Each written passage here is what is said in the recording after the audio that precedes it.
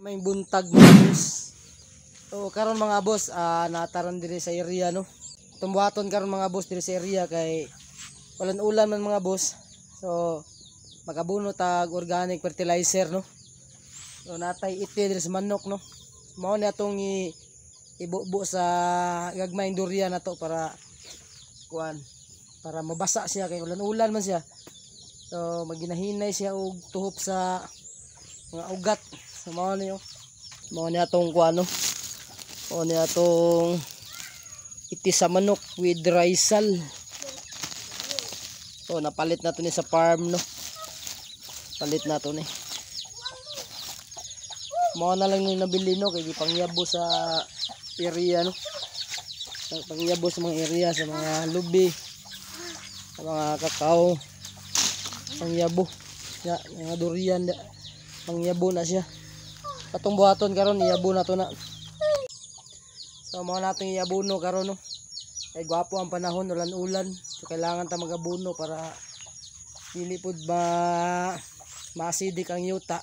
So sa gulan po nato kuano kanang organic fertilizer ang yuta.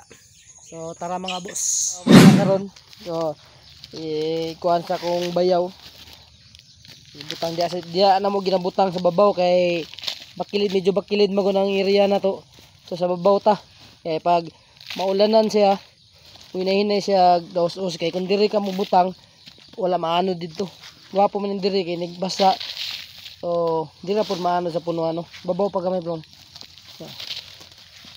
So mao na tong ginabuhat sa durian diri no. Ato mga gagmay madagko.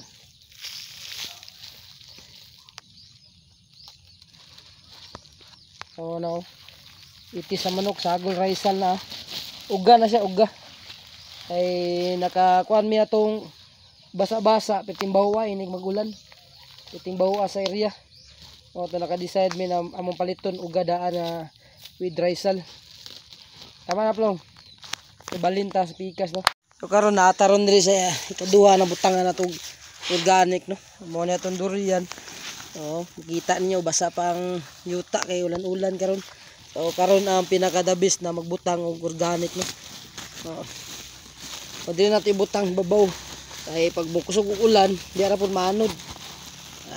Ana ra tong mga practice diri sa area no. Good sana plong. Mao na to ikatulo na yabo ano. So mao ni durian na to. So medyo naigo na siya insekto, may galing natabang na to no, nag-spray ta. So, ana lang atong hop, ya, tama na. Ano plong? So ana lang no kay pag muulan, ditso na siya. Balintas pikas. So mao na itong kaupat na durian na bunuhan no. So gamay pa na siya. Bunuhan na to. Dili lang yapot na makabunos babaw. Di ata makabunos babaw. So nadri atong durian. Babaw na hop. Okay. Lights. So bali na punta. Sunod no. So gwapo ng durian no.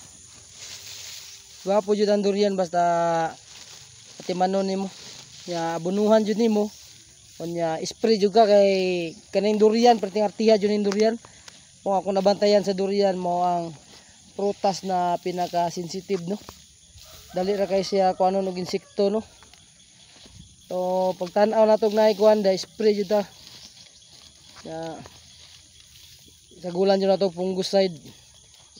So kato lang mga boss no. So sunod na pod abang-abang sa tong next video mga boss. So salamat mga boss, paki-subscribe sa tong channel mga boss, sa tong page.